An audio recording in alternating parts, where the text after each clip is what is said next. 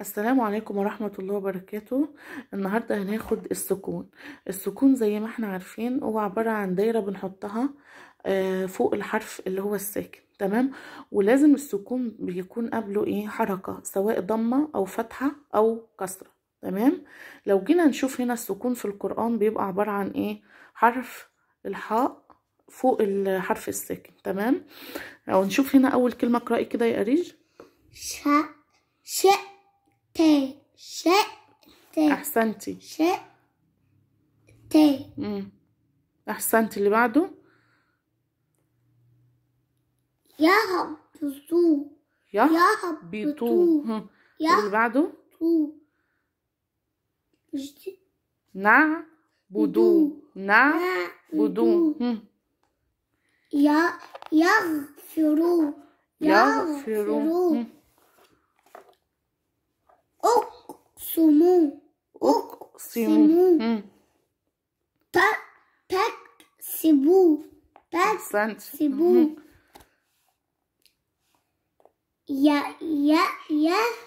يشرحوا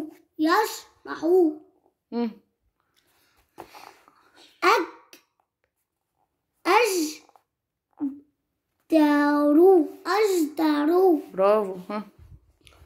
أضحك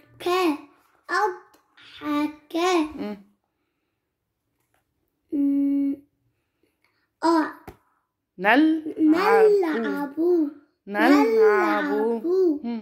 بعده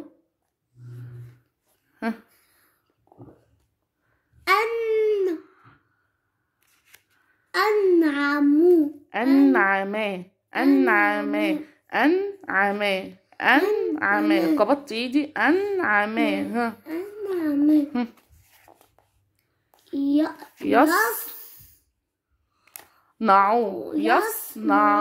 يصنعوا.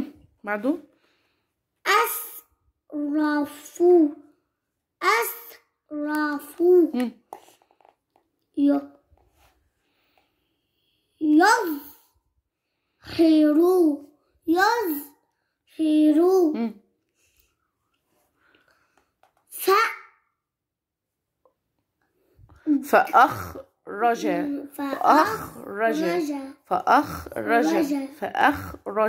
فأخرج.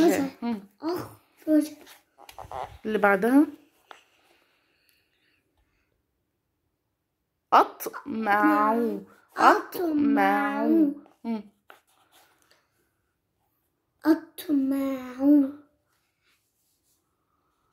دي أتقنا.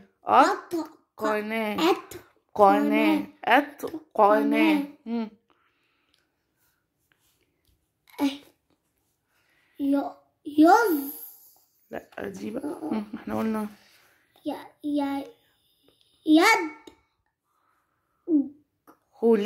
يدخلي.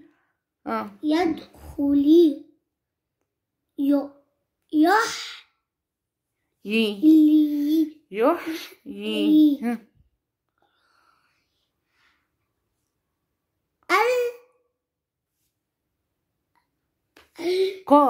ألقى.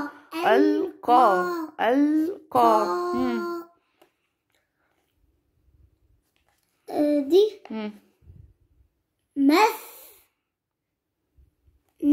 مسنا. اللي بعده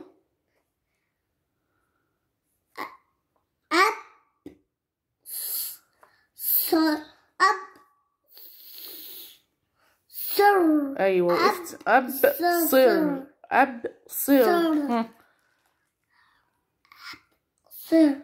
أذهب.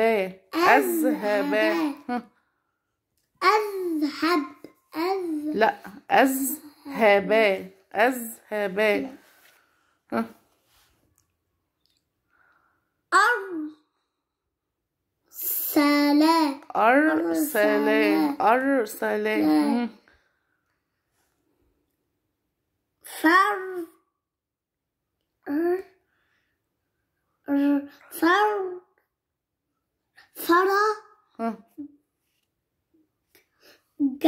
فرغت.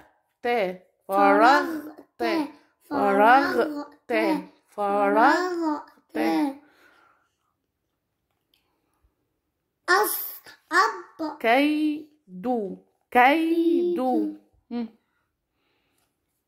أوهن أوهن أوهن أوهن دي يهدي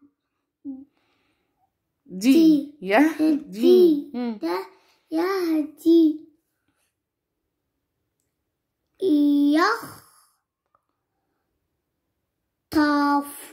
يخطف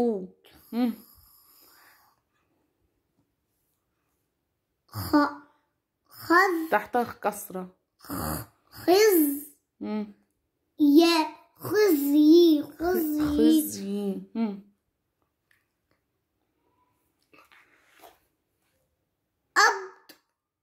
أضغاث أضغاث أضغاث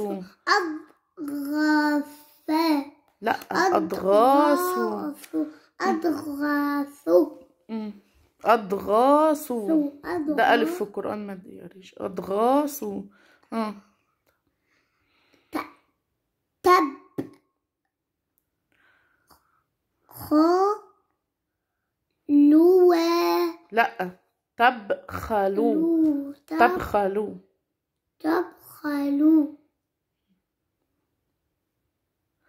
خلاص. يبقى السكون يا أريج السكون لازم بيبقى قبله ايه حركة. تمام. السكون بيبقى قبله ايه حركة الفتح او الكسر او الضم. تمام ماشي. وبيبقى عبارة عن 5 او دايرة فوق الحرف وبيبقى عبارة عن علامة ح في القرآن الكريم. تمام. يا ريت لو عجبكم الفيديو ما تنسوش تعملوا لايك واشتراك وتفعلوا زر الجرس عشان يوصلكم كل جديد. شكرا والسلام عليكم ورحمة الله وبركاته.